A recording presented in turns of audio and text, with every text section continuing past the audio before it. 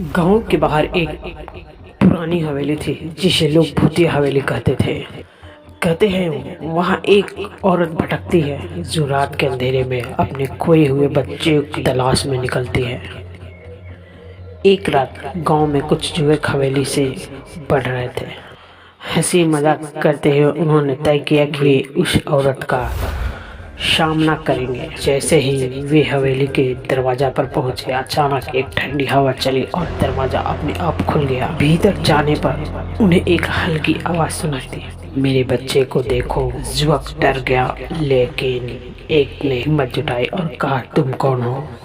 तभी एक सफेद साड़ी में लिपटी औरत उनके सामने प्रकट हुई। उनकी आंखें गहरी थी, लेकिन उसमें एक अजीब सी उदासी थी। मैंने अपने बच्चे को खो दिया है, उसने कहा। क्या तुम मेरी मदद करोगे? ही युवक ने उसे देखने की कोशिश की। उसकी आंखों में एक खौफनाक चमक। तुम्हें मेरी मदद नहीं चाहिए, उसने कहा। तुम्हें मेरे साथ जाना होगा। उसकी आवाज में एक अजीब सी जादू था। युवक ने पीछे मुड़ने की कोशिश की, लेकिन दरवाजा अपने आप बंद हो गया। हवेली की दीवारें उनके चीखने की आवाज को निगल गई। अगली सुबह गांव में कोई नहीं था, बस हवेली के पास एक औरत की